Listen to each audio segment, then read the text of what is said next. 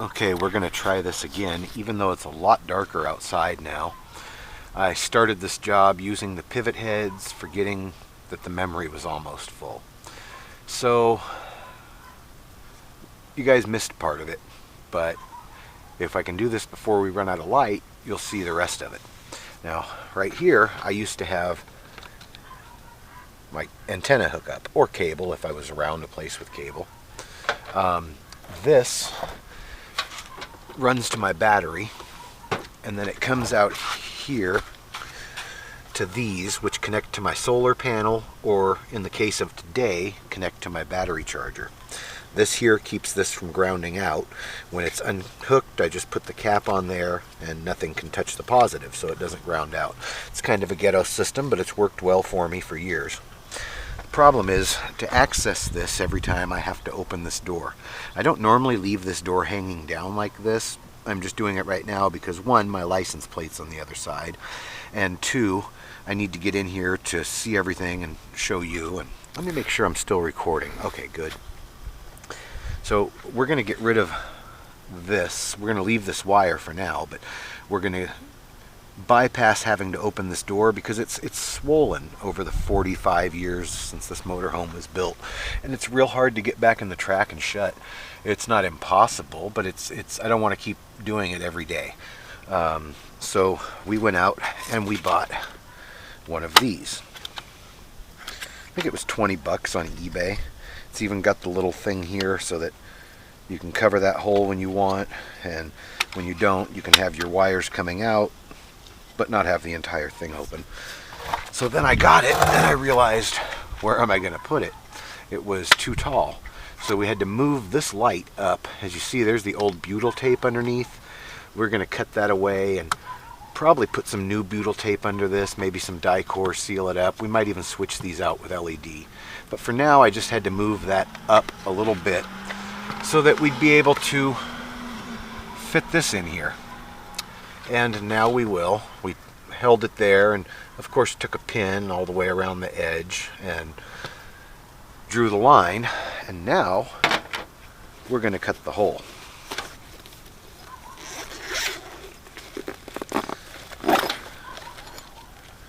So here's one of those vibrating multi-tools. Does a million different jobs in one.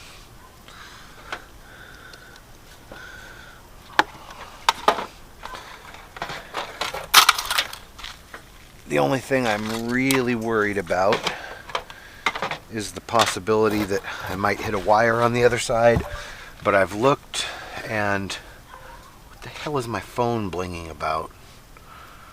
I've looked, and it seems like we'll be all right.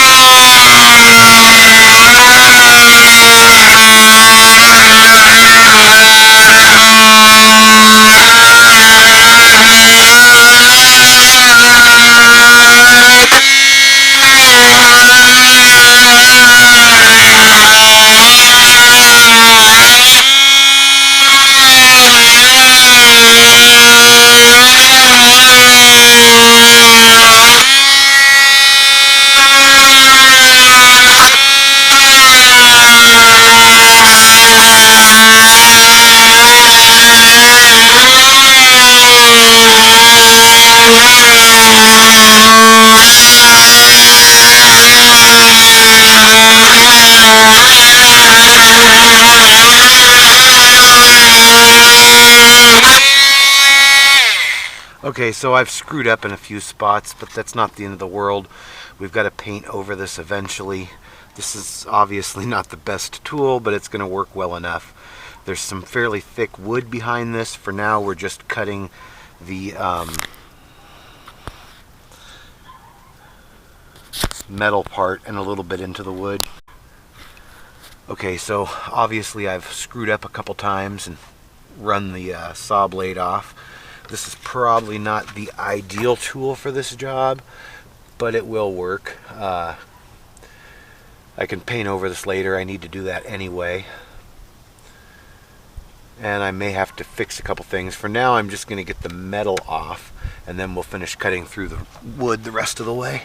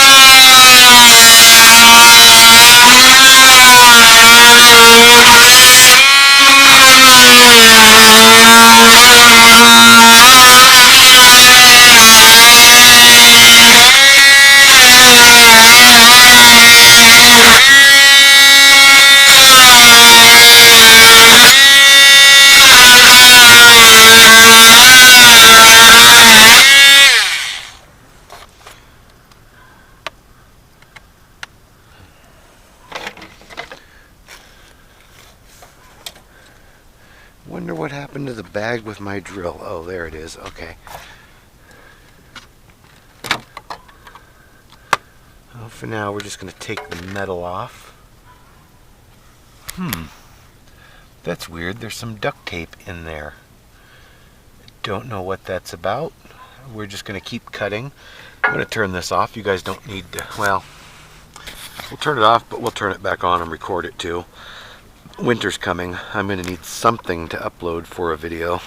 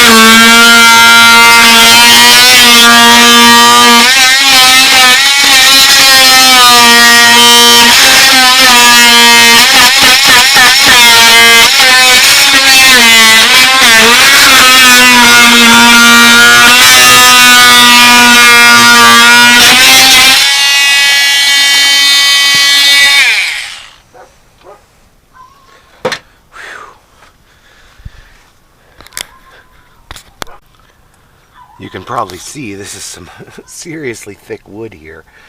Is that 1/2 or 3/4? Not actually sure. I call it 3/4. That tool cut a lot faster when we didn't cut any wires, so that's awesome.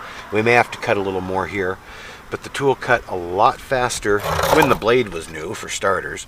But even just now, it cut a lot faster with less pressure, and that's something I always forget. I like to muscle things, just make them work, and sometimes that's not the best option. Now we've got to see, will this fit in the hole? And no, it won't. We need to cut a little more. And we're running out of daylight really quick.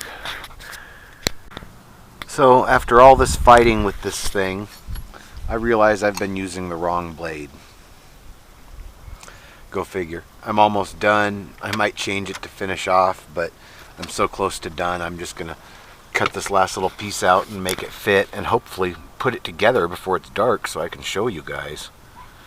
I just realized another possible problem. I might overlap on that. I might not have gone to the side far enough. We may have to finish this tomorrow in the daylight after all. Okay, it got too dark yesterday, so we weren't able to finish this. Well, we finished it, we just couldn't finish filming it, and the pivot heads were giving me problems. They seem to be working just fine now. We've got this all together. I didn't have any silicone, so I thought I would use this stuff called Amazing Goop, which is kind of like a clear silicone, but it's more of a glue, which means this will never come off again without breaking it to a million pieces, which might not have been the smartest idea, but what are you going to do? It was a spur-of-the-moment decision, and it's not going to leak now. If water goes down there, it's going to hit the rubber seal, but getting it off could be problematic. I should never have to take this off, though, and that's the most important part. We've still got to rerun the wire later today. That's not a big deal. It snaps in. It's actually a lot easier than that. I don't know what happened that time. Locks just fine.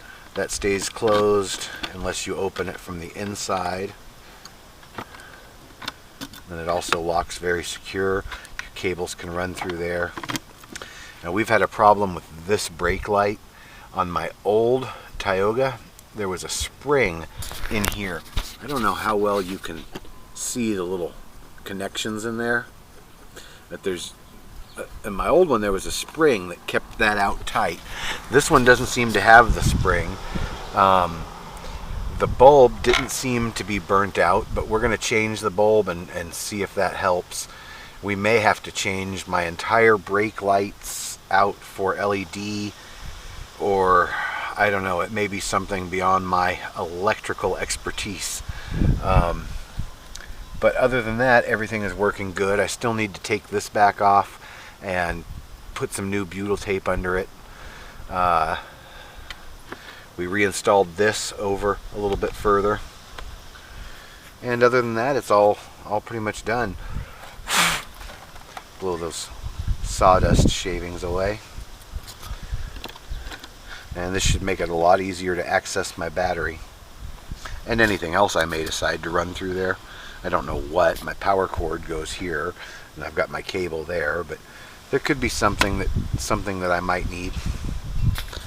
Do whatever you want. Don't let anyone tell you you can't. And remember, eBay has everything. Amazon too.